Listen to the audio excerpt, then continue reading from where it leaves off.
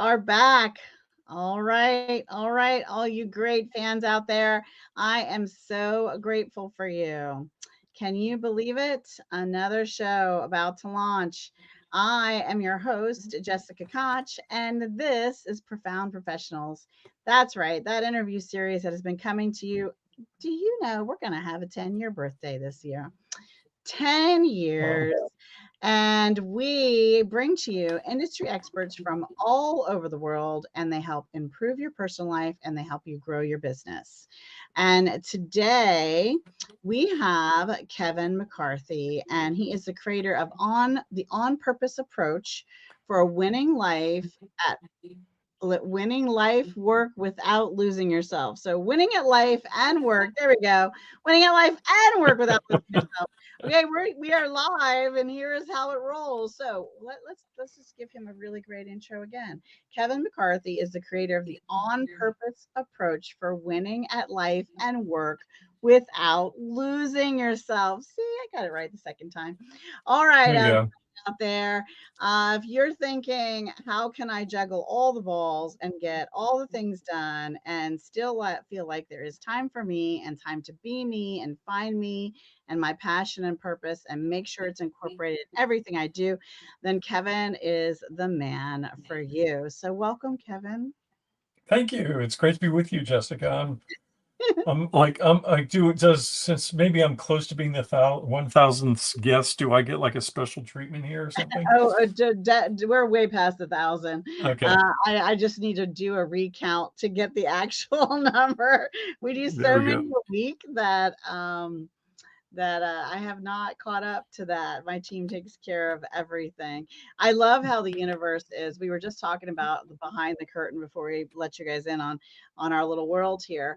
How we're both veterans. I started in radio, with speaking and keynoting, and then I come out the gate with an introduction that ties my tongue in a knot. The universe will get you funny when you that'll show me to brag on me too much. That it just shows how human you are. So it's good to know. Good to know that we're all still human here. So tell us about the on purpose approach and how we can have this. It sounds, is it wrong? Is it the work life balance thing, or is it something even deeper or different than that? It's much deeper than that. I mean, first of all, just to address the work-life balance is a mythology.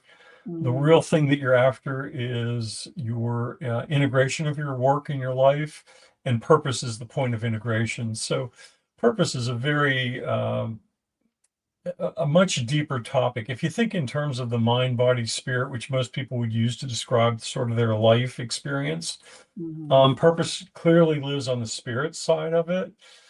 So in that sense, it has a depth to it that most people think of it in terms of my purpose is to take care of my children, or my purpose is my job, or my purpose is no, those are missions, those are things that you do, where purpose is much more about who you are. It really is a very profound element of our life, and it ties deeply to our identity of who we are as mhm. opposed to what we are doing. All right. Well, tell us about how this became your life's work and what kind of people are going, oh, wait, I need that Kevin in my life. I need this approach. I need this support. Who's coming to find you? So, first, give us kind of the path, the stones that led to this to begin with. Sure. Well, I started off, I'm an entrepreneur from almost from birth, probably. And if I fast forward through that, I decided if I was going to be an entrepreneur, I better have a good business education. So I have an undergraduate degree in business and finance from Lehigh University, then worked a few years, went back and got an MBA from the University of Virginia's Darden Graduate Business School, where I also met my wife. We're Mhm. classmates. And so we've had that's just been a great marriage, and so that was something I came out of graduate business school with it that I didn't anticipate. Uh, That was a lucky bonus but there. I went into the commercial real estate development business, and after a period of years, I soon realized it wasn't for me. I Mm, actually went through a business divorce. We had a business that today's dollars, we'd probably be doing about $80 million worth of commercial real estate development. And my partner, who was 15 years older, started to drink, and just some mm, really bad things started to happen. And so I knew I needed to get away from him. So and I got out of that business, and then I restarted, but I started as a real estate advisor working with mid-market companies on their real estate. And I found out a lot of them, if they didn't, if they need a real estate, like a new office building or a warehouse and with office in it, or that should fall out logically from a business plan. What I found is most of them didn't have business plans. They had good ideas about what they might need. So I started doing business planning, and then as I built relationships with them, I realized that they didn't necessarily have a life plan. mm, And then at the core of that is answering this deeper question of why am I here, which is your purpose. mhm, And so that began to migrate me more into the human side of business, if you will, um, and a lot of philosophical thoughts about both business and life and how they work together. And mhm, so in the late 80s, I wrote down the equation, the purpose of the person aligned with the purpose of the organization. mm, When that happens, that's where the energy and the magic is. And mhm, I saw a whole lot of people that didn't have that energy and that joy in their life and in their work. So that really set my career in the late 80s on a path of saying, how do I help people know their purpose? How do I help organizations know their purpose? And actually, I talk about purpose, vision, mission, and values as mhm, sort of the deep strategy of life and the deep strategy of organizations. And so that if each party is doing its job of understanding its purpose, vision, mission, and values, the alignment can be much more rapid and much more meaningful. Without that, there's confusion. mhm, And so the idea here is that when we have that personally, we have this sort of intersection that's going on along, then we can look at organizations. And an organization, by the way, can be a marriage. It mm, doesn't have to be a Fortune 100 company. It can be truly a marriage, or why you feel like you want to belong to a church or to a synagogue. There's reasons, there's connections that are being made like that, and at the core of that is your purpose. So when the mhm, purpose of the person is aligned with the purpose of the organization, that's the energy. And so over the decades, I have just built tools, books, methods, programs on the personal side as well as on the organizational side, always attempting to create this alignment so that someone is on purpose in their life and in their organizational worlds. I love that, and, what I found is I started my career and with this great love of sales and marketing, and I was always really blending the tried and true traditional sales, skills and Mhm. techniques and formulas with all this modern technology that was coming, and Yeah. trying to and making an effort to make that marriage where it's still very people and relationship forward. And then what I have come to at this point in my life is I have run into so many. I really wish there was a stats company that had the statistics on. In the last 5 years, I would fair game to say that your coaches, authors, and speakers has you know uh, increased to by 200% of what it was, years before. Right. I'm making these numbers up. These are not tested, tried, or true, Right. but it's astronomical. There's a large influx, and so when I was meeting all of these people in these categories, what I'm finding too is they have this life mission to transform lives and impact people and they have this particular skill with this certain modality to help this great transformation. And what I saw was a lack of legacy plan. So I love that you're talking about, having, business plan and a life plan and mission and values and passion and purpose and all those things. But then the next piece of the puzzle is the legacy community I've been building, an academy that we're building to then help them take all the greatness of living the best version of their lives now and developing generational wealth for their communities and families by having a very successful business or investment or money management, Mhm. and then planning, well, how does that live on and how long will it live on without me, and how do we design it so it can be hundreds of years versus one generation, and what all that looks like, because there's so few people talking about that. So I love that you've been working all these years to build these different plans that integrate in life and business and life. So I think that's really important work you're doing. Well, So thank you. tell me, the kind of customers that come to you, is it a corporation that says, we feel like we need more alignment with our mission or our team, or better connection or communication with our team? Or is it an individual CEO that says, I'm not feeling like I'm on the right track and I need some adjustment and tweaking? Or is it all of those things? Who's coming to you with the, where am I, and how are you working with these clients? Well, I mean, it has been traditionally where my traditional clientele has been the owner of a mid to small business, mid-sized to small business, who's coming along and saying there's got to be more to this than just making money, or Mm, there's something I'm deeply dissatisfied with. mm, In most cases, they were looking at it also saying my business isn't doing what I think it should be doing. So I've mhm, really been a strategy consultant, looking over at the holistically at the entire organization, mm, because of my business skills and ability to integrate. I've done that. Now I'm now at a stage and age, if you will, where I'm really looking at it and saying far less consulting work and far more individual work. I'm mm, kind of really looking more at because I can talk business with business people all day long. A lot of my clients are now looking at the individual side, and maybe they've made it. They're looking at it and saying, "I've made a bunch of money and I'm sitting on it, but I'm bored, silly, or I feel like I want to do something more important with my life. I'm at a different stage." Those are the people that I'm working with now, where we can still talk business and how to grow the business, but more importantly, how to grow their life, and what does that really look like? Or in some cases, they're kind of settled, and they're settling, but they're deeply unsettled, is mm, another way of thinking about it. mhm, Where they're saying, Kevin, what got me here isn't getting me to where I want to go, but I've only lived that life. I need to do something different, but I don't know what that looks like. And they mm. come to me for that next chapter, if you will.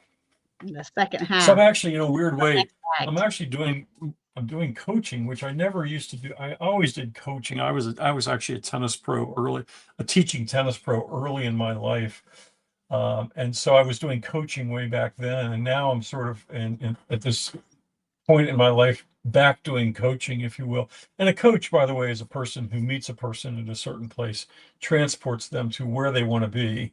Mhm, That's really the essence of a coach, is you're just helping people close the gap. Although the beauty of the on-purpose approach is, once you learn, it's really underlying tools and methodologies mhm, that you can carry with you for the rest of your life. So in many ways, it's like learning to play tennis. I describe it, I would teach forehand, backhand, serve, volley, drop shots, overhead. I mhm, would teach the basics of the shot. And at that point, then we can introduce strategies and how to play, and other aspects of the game, whether it's conditioning and all the other things that come around it. But once you learn how to hit the ball, you have that for a lifetime. And so in many ways, on purpose is like the beginning lessons for how to really live your life meaningfully, which I think most of us just sort of get into a routine. And we don't have the intentionality about it. That's i.e. Mhm. on purpose, but really on purpose is not just intentionality. It's knowing your purpose and then choosing to align your life so you're on your purpose rather than off your purpose. So in a weird way, it kind of narrows you down, but it instead of being a mile wide and an inch deep, you're really now an inch wide and a mile deep is what's going on. You're getting that depth of life. And as a Mhm. result of that, there's a lot more joy and peace in it. I like that. So are you working virtually with, your Mhm. one-on-one coaching clientele? Do you ever do any group in that or webinars or Yeah, workshops or? I actually prefer to work in groups and Mhm. cohorts because the clientele that I tend to bring in are really smart, talented, capable people. Mhm. And and I am but one. I can give them methodology, but at some level, when you bring the experience of other people into a group environment, it's a much richer experience for Right, them. I agree. I agree. Um, That whole mastermind concept and the ideas and the feedback and people being at different stages of their journey and all of those things really give so much to everybody involved. I like that hybrid of there's occasionally mhm, that one-on-one meeting, but then there's also this right. group opportunity, and it just really expands you in a way where you can be the focus totally sometimes, but then pulling into that larger room is invaluable, I think. How about, Yeah, unless there's anything else about your business or coaching directly that you wanted to share before we move in, I would love to get to a tip for everybody. Um, sure. I'll give a tip. The tip that I would give is the way you write a purpose statement is really, I do two-word purpose statements, mm, but there's a generic start to it. And the generic start to it is you start off with I exist to serve by, and then you have a word that ends with ing, and then a positive noun, if you will. So an mm, example of that is I exist to serve by liberating greatness. I exist to serve by awakening worth. I exist to serve by igniting joy. These are actual two-word purpose statements of clients. Now I have an online tool that's called onpurpose.me, and that tool, we've helped over 16,000 people now clarify their purpose in their life to two words. And to me, that is just, so rewarding because now, there's life before knowing your purpose, and then there's life after knowing your purpose. And when you have your two-word purpose statement in place, it's almost like the last tumbler in a lock falls. This doesn't happen for everybody, but for a lot of people, they look at it and they go, "Whoa!" And because I've been at this work for so many decades, I have people that had their two-word purpose statement for 30 years, and they tell me how it's influenced their life. I mean, I've got a friend of mine who's been doing podcasting long before there was podcasting. He's done 1,500 over 20 years. He's done 1,500 interviews with authors, and mm, he had me back on recently. I was his third guest, his 800th guest, and now is like 1,500th or something like that. And he said, mhm, Kevin, I do this because of my two-word purpose statement, which is inspiring passion. mm. And he said, I just, it's what I'm about. And so it's really kind of fun to look back and see some of these long-term clients that I've worked with in the past. And So is this tool only available to your clients for them to get no, the? no, it's open to the public. It's on purpose.me. There's a $20 charge, Mhm, but it comes with an email course. And then once a month, I hold for anybody that's purchased it, included. Once a month, I hold a Refine Your Purpose where they can come in and talk about anything about being on purpose. And it's about an hour. I do it on I think it's the second or third Tuesday of every month. mm, And those are actually, that's probably for me the highlight of my month in terms of just getting there and being able to work with people one on one on either clarifying their two-word purpose statement or helping them understand it or talking about how they can put it into play. Because for a lot of people, it's kind of like a new tool that they have, but they don't quite know how to use it. And mhm. so that's kind of that next level of training, if you will, sometimes they lack the creativity of how to apply it. And so I provide that for them. And that's fun. Yeah, I don't know how I would ever narrow it down to 2 words. I really have a clear vision of what my life purpose is, and it really has to Mhm. do with, shining a spotlight on others and helping Mm, that have longevity, and that's why legacy is so important to me. So having the light shine on them now and later, yeah. for, inspiring people for many years to come, with their greatness. So I don't know how I would narrow that down, to Well, 2 I words. think I have a way of helping you, so we can do that. That sounds good, yeah. I'll get you a Um, gift certificate. all right, you heard it here. It That's right. pays to show up. That's right. It pays to show up. Now, if someone wanted to check out some of your things, you did give them that entry level site where they could find their purpose, but is there other ways for them to find you? There are. I mean, first of all, I mean, our main website is onpurpose.com. That's pretty easy to There we remember and go. find. Mhm, If somebody wants to download a tool I have called it's a 3-step guide to being on purpose, mhm, and they can go to beonpurpose.com, mhm, and that will they can register. It'll send them an email with the guide, and then there's some additional resources if they want to access those, and even to the point of in the 3-step guide, if they work through the 3-step guide, they can actually book an appointment with me and I'll help them be on good. purpose. How about Oh, that? good. All right, I love that. Is that a free guide? That the guide's free. Okay. If they show up and they've got their guide done and they talk to me about it, they send it to me in advance. I'll meet with them for free. Oh, I love that. That's good. Yeah, you Yeah, gotta get the work. You gotta do the work to have the transformation. That yeah, is you the do. I want to make challenge. sure they're serious about what they're doing. Oh, sure. I mean, and everybody's time is so valuable. So Hmm. that is an extraordinary kindness. All right. One of the things I makes my heart glow, and I it's part of my shine the light mission, is we get our guests to share a cause that's close to your heart. And the reason we do this is because we are hoping to inspire time, treasure, or talent to be given to the cause you recommend, or to one someone puts in the chat, or just help someone remember, oh yeah, I have a cause I love, and I haven't knocked on their door lately to see how I can help or what they need, or made a post about them, or spread some awareness.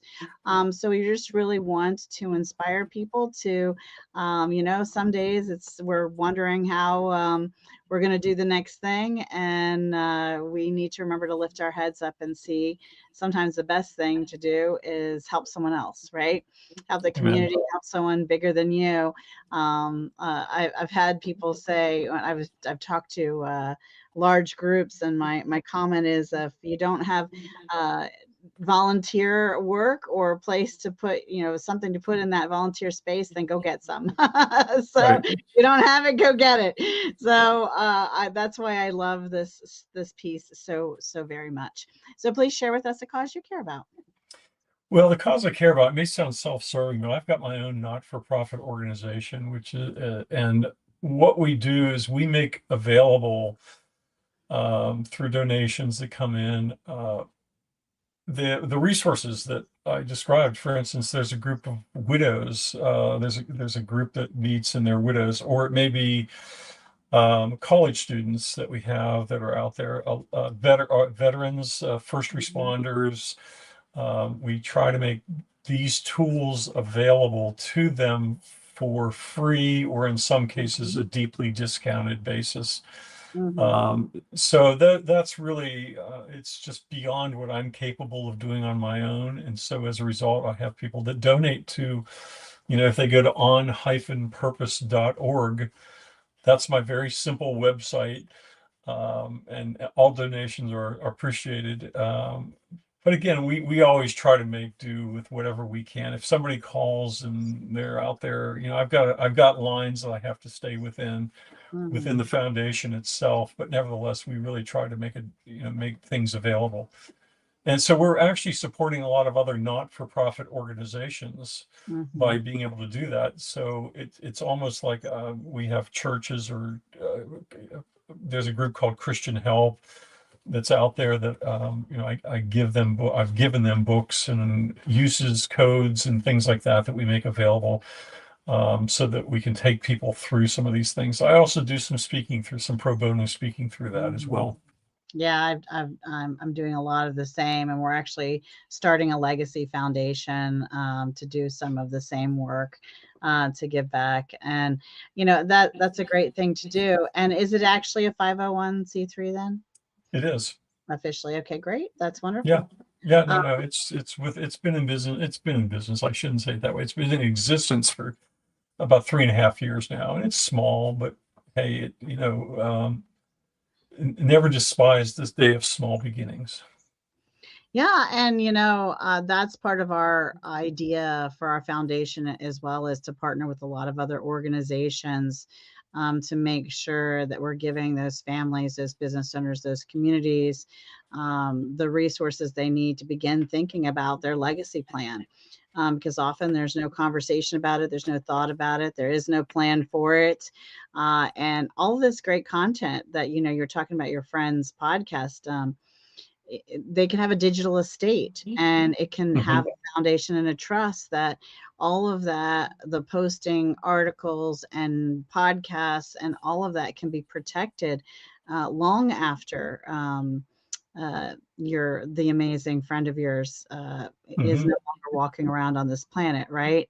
To continue inspiring people to maintain the push and the information of all the work, his life's work of interviewing all these great people, right? So, Absolutely. yeah, and I don't think people often think about establishing, they're just making content and posting and putting things out there and building things, and they don't think about it as an actual estate, a Hmm. Hmm. digital estate for them to leave behind for the world, for their families, to be managed and run. And there's right ways to approach it. And I just want to stir that conversation up in a big way to get that going. So I love that you're also, building. Everything has, and anything of great service has a foundation. I mean, almost every the one of the Fortune 1000 that I've ever heard of have some sort of side foundation so that they can really support and give back. All the hospitals, most of the Hmm. colleges have a foundation. So I think it's a good idea to develop a nonprofit when you have a mission and a purpose, and on purpose kind of a life and work, right? That you're doing. So I love that. Absolutely. Yeah. In fact, it's kind of fun through the not-for-profit. We're actually building out an app right now, and in the app is Kevin AI. Yeah. So they have cloned my voice, Yeah. Mhm. and they have loaded in a whole bunch of my intellectual property. Mhm. So at some level, I've been testing it, and it's so weird to have these conversations with yourself. Mhm. But it's actually coming along pretty nicely. It's still not ready for prime time, but the app hasn't launched yet. But that's going to be a feature in the app where we have courses. But if somebody's going through a course and they want to ask a question, instead of going to an FAQ section or some other area, they can actually Mhm. pull up Kevin AI and Mhm. ask a question. Yeah, I love that, and I think it's exciting and fascinating, and I've taught some AI classes, and I think AI is really cool and huge. But I also know that we need to really protect the legality around that, because it's also Hmm. a little bit frightening, because you want to make sure that the AI Kevin with your voice and your face doesn't ever Right. say anything that the real Kevin wouldn't back or approve or Right. agree with. And, there's all these things for us to think about. But what an exciting Wild West Yeah. world we're living in, that we have this opportunity to truly serve someone with our brilliance 24/7, right? So I think Yep. it's super wonderful, and I just think we need to act ethically and responsibly and take careful steps and protect ourselves and our image and our own face and voice the best that we can, um, going forward with that. So I'm excited for you, Kevin. I think Yeah. it's No. good stuff. I mean, It's the group I'm working with is very aware of all those ethical issues. So Mhm. it will be within an app rather than out in sort of Sure. in the public domain, if you will. Yeah, well, and I think it's all about the disclaimers. Any good attorney, we're not giving you legal, medical, or financial advice, by the way. Right, This right. podcast, we're having some fun. Our ideas, our thoughts, our experiences, our opinions. They are not law or medical or any other thing. So that's always my little Yeah. disclaimer in the Consider yourself disclaimed. that's right. You have been disclaimed. Although we Nothing love we you say out here, nothing there. we say here will make you money. How's that? And the actions you make just might, the That's people, right. you out there taking action on something, that's what's gonna make your world a shinier, better place. All right, Amen. moving right into and smoothly to the book that inspired your personal life or helped you grow your business. I'm sure you have many more than just one.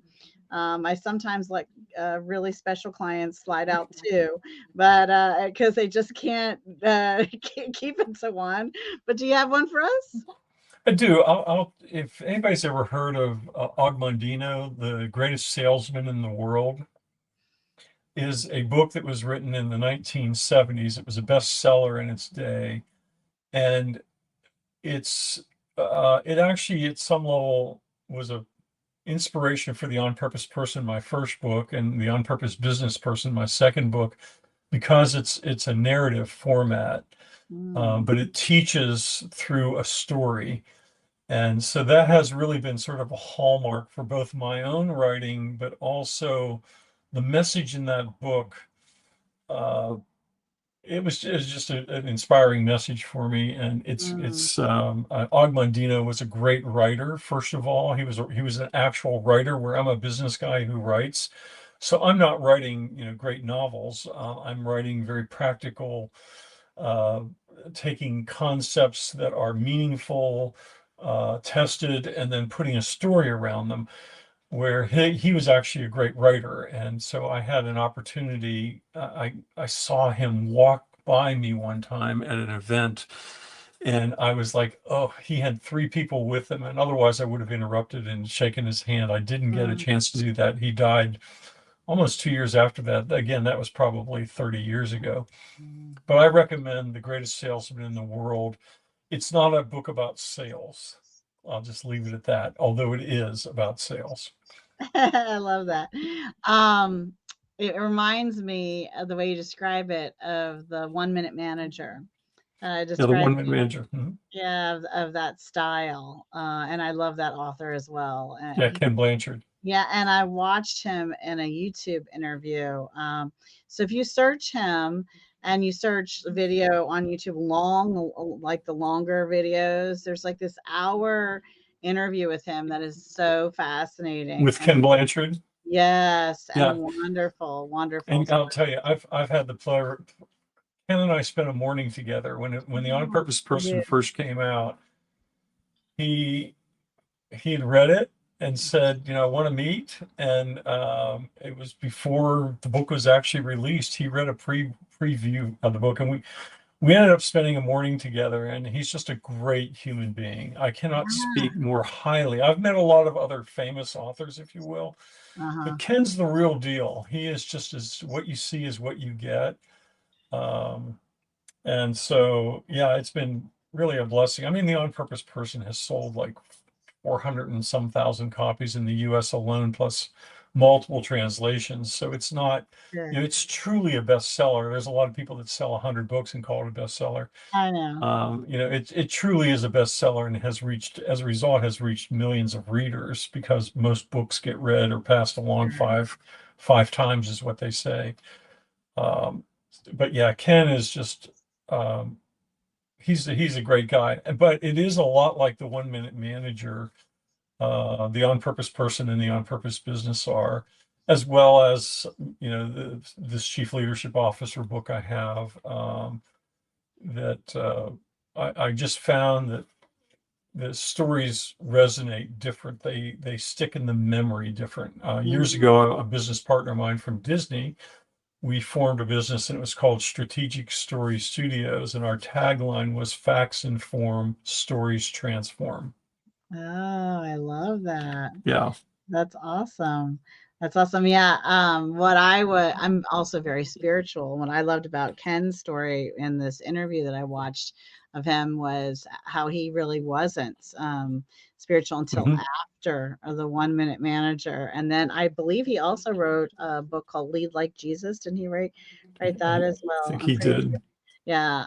So just an interesting story. I'm green with envy in the best way possible that Yeah. you can get to meet some of these great people that you met. But I love that idea and that kind of story concept. There's a couple of storybooks that I just love. One's Stories That Stick. And Hmm. then The Storyteller's Secrets. The guy who wrote The Storyteller's Secrets also wrote Talk Like Ted. Um, so yeah, I definitely think story is the way to go. And then I think a really, in my opinion, as an avid lifelong ingester of these kinds of books that I want to improve myself, whether in life or business or spiritually or whatever, I like a story version, but then I want the action workbook, right? Hmm. Right now I'm having a first time exposure that I don't think I read it before, but if I did, it feels like a first time, where I'm reading the Four Disciplines of Execution. And Sean Covey, Stephen Covey's son, Hmm. is one of, I think, three authors on that one. And it's just, I'm listening to the audio and it's just fantastic. The other person that I did get to speak to, I didn't meet in person, but Jim Stangl. He was the past global marketing executive of Procter and Gamble, and he wrote a book called Grow, and I got to connect with him on LinkedIn, but then actually like real for real speak to him on the phone on the telephone, Right. real voice to real voice. That was and have a nice conversation with him. So yeah, there's definitely some and I really loved that book. I listened to that one many times. It was just a very fascinating about some of the best businesses in the world and what made them so, and all those kinds of things fascinate me also. And as an author of many books, and it sounds like many successful books, yeah, I feel a little bit bad because on one point, yes, I'm happy for everyone finding the Amazon formula to get their best, international bestseller, but on the other hand, it's also an interesting thing to, truly be, sell over 400,000 copies of a book is not quite the Yeah. same. And Yeah. I mean, I don't it's word of mouth. yeah. My book is all word of mouth. It really is. A lot of people give it as gifts. A lot of people buy it just for themselves, and then the other thing is, I would encourage people, if you find a book that you really like, reach out to the author. We're Mhm, not as sheltered perhaps as you might mhm, think. We write because we care, and we care to make an influence or to have a touch on somebody's life. And mhm, that is one of our greatest joys as authors, is to have somebody come along and say, I read your book, and it did this for me, or I learned this, or that was my takeaway. Do you mind if I ask you a question or so? I mean, you've been a speaker, so you know what it's like whenever somebody walks up to you after you've done a keynote address and says, wow, you said this and it really hit me this way. We all understand that desire to make a difference, and authors are no different. We're just humans, mhm, just like everybody else, except for the fact that maybe we've had our our work has gotten out to more people. mhm, But there's never a person. I can't say there's hardly a person I met, whether they're an author or not, who I can't walk away wiser from the conversation. So mhm. it also benefits us as authors to be able to interact with our readers.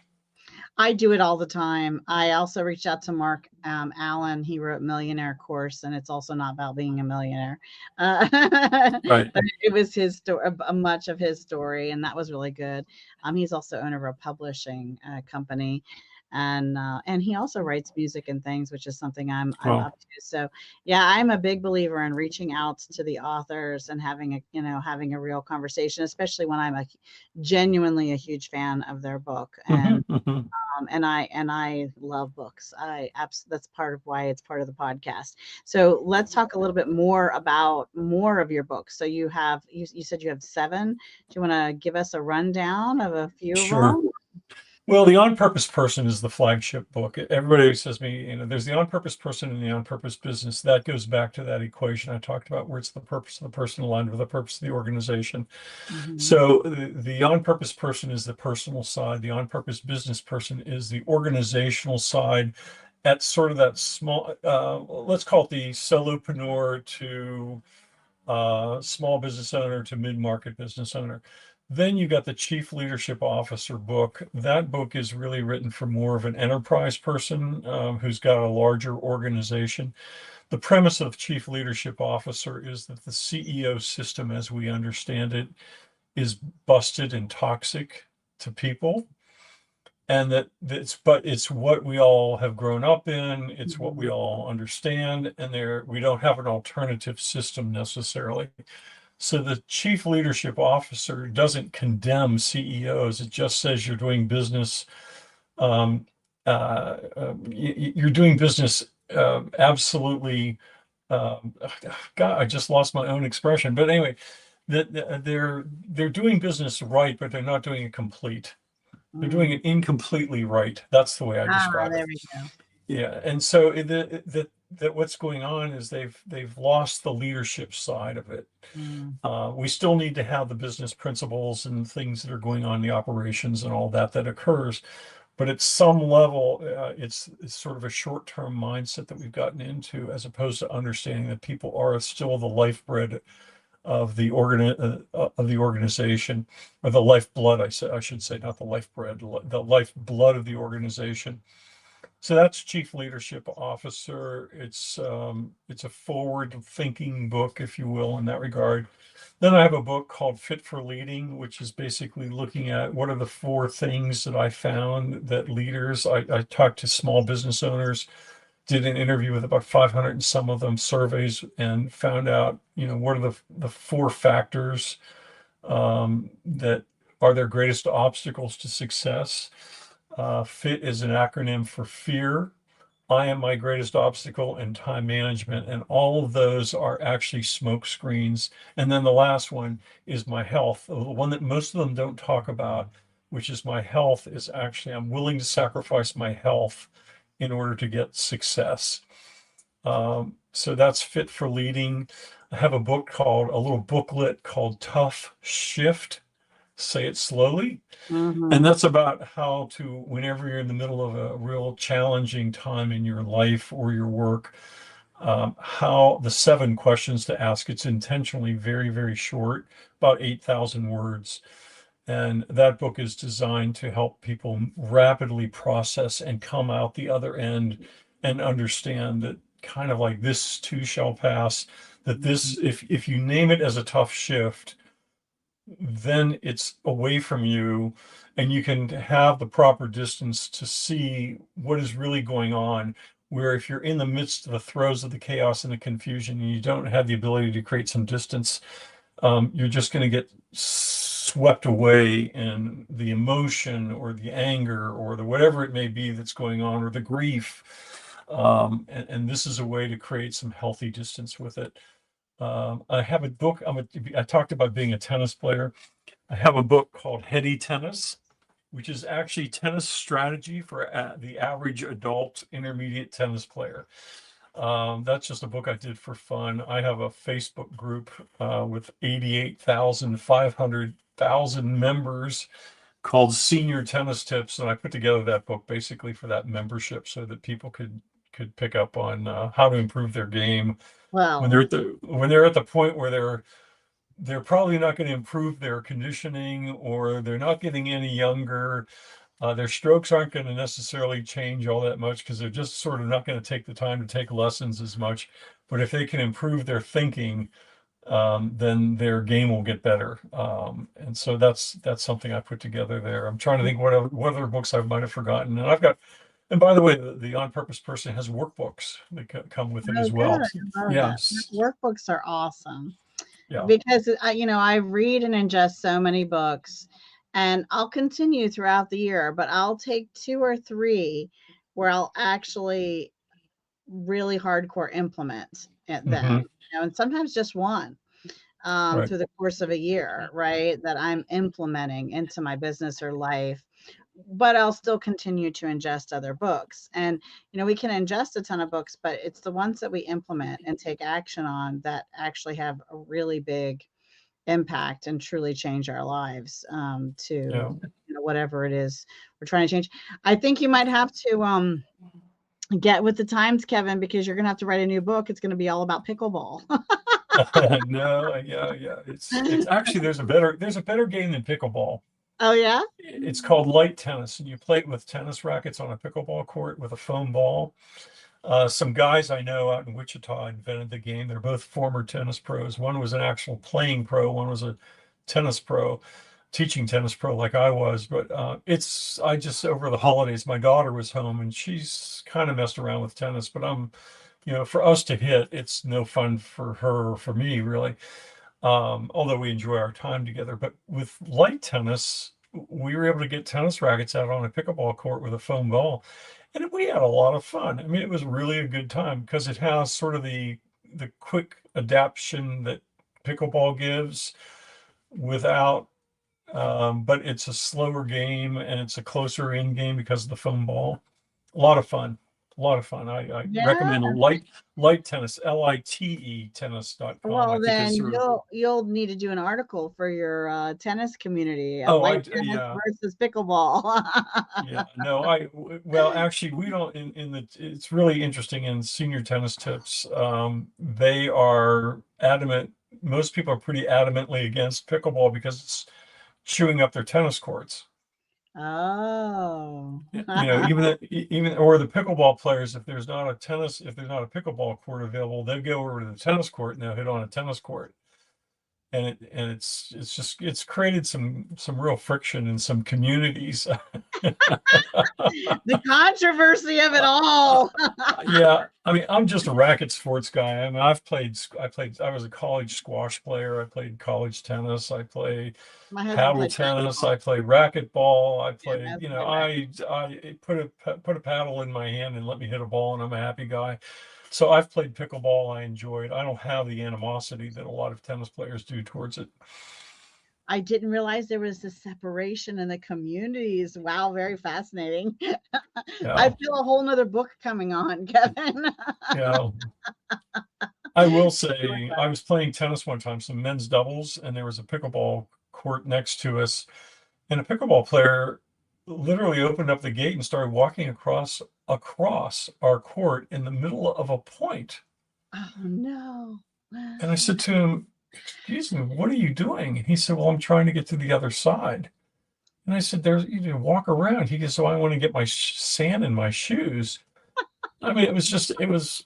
And I said to him, you It's don't. not I good mean, etiquette or manners. I know it was just, and that's probably at some level one of the challenges with tennis players is the pickleball players they don't understand tennis etiquette, that you just don't walk out into a tennis court or they'll and again, we're happy to be polite, get their ball back if it comes over the fence, hit it back. We get that. That's part of tennis, but it's been very interesting to just sort of see the etiquette has not really caught up with pickleball, to the sense of understanding you. Like I watch pickleball players play at the local courts where I exercise and play tennis from time to time.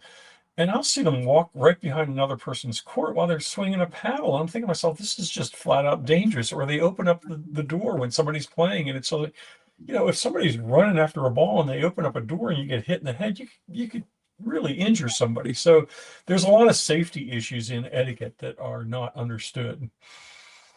Well, we That's my love soap. all of That's you my out soap. there, okay? All of the Right. tennis players, all the pickleball players, just have fun, Right. be nice, and just try to be polite out there. That's Yeah. all. Think in terms of courtesy and safety. Yeah, that's right. We want everyone to have a little Yes. fun, get some exercise, and be safe. All those things that sound fabulous. And Kevin, it's been such Yeah. a joy to have you on the show today. Thank you so much for being here. Thank you. Thank you for having me. It's been fun to just sort of get to know you and see what you're doing out here, Jessica. It's really cool what you're doing for folks. It really it's fascinating how well it fits into to your whole everything you've been up to, and we just met. That's how the world That's works. right. So I'm hoping that you're not. I'm going to be putting out a book, and I'm hoping I can count on you not to do an on purpose legacy plan because just send those legacy plan people to me. We'll be putting together a book and I'll lead them to you for their on purpose life and work and Yeah. You know and what? I'm happy to work with them while they're living. You can take them for after they're gone. I mean, you I know really, what they got to still be alive to have them build a plan. that's true. That's true. Um, that is true. I, I'm not working with the ghosts on the other side. Right. That's medium. Well, you know, that's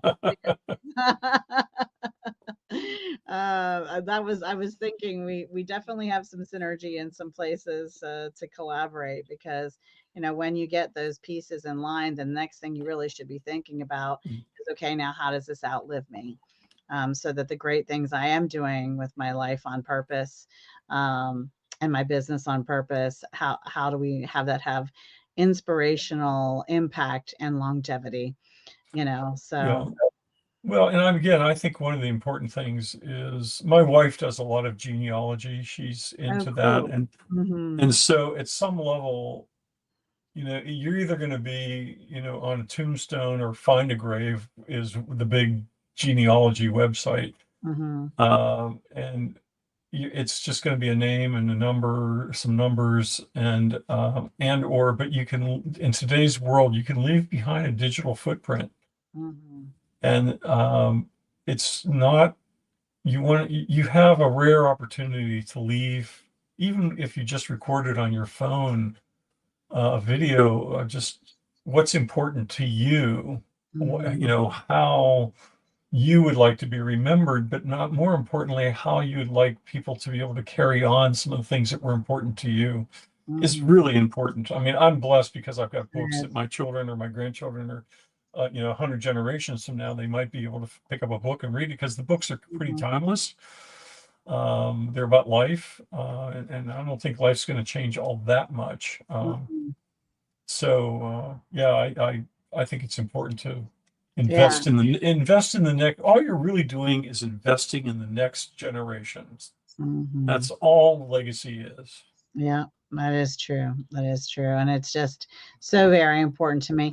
I'll say this last thing as we close, as we begin to get to the end of our time together. But I came across a book called Tapping the Source, and Hmm. three authors came together, and it's a rewrite of Charles Honnell's Master Key System, which inspired Napoleon Hill and his Think and Grow Rich. And there's actually a letter, and Charles Honnell wrote it 100 years ago.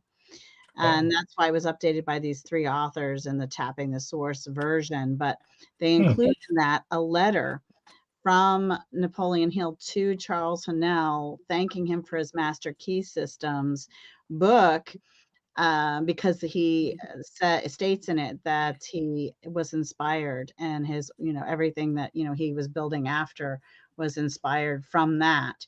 So it's so fascinating to me, how wonderful it would be for me to have my, great, great, great, great grandmothers or grandfathers, favorite books and movies or songs or photographs or artists or whatever they were interested in, to share with me. So, Well, along those lines, look at this.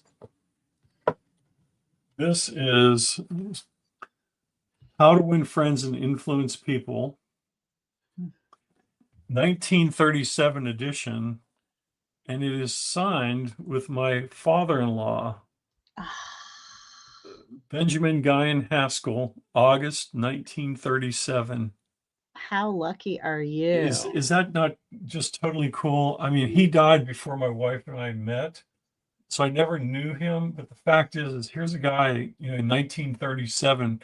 The book was published, I think, in 36. Hmm. So I have his copy of, How to Win Friends and Influence People, and there's underlining in here. I love that. It's I, of course, really, have a paperback copy that I bought somewhere, probably yeah, secondhand, and love that book too. And it's fascinating because Napoleon Hill, I was watching an old black and white that someone had probably recorded this way, wow, that had been uploaded to YouTube.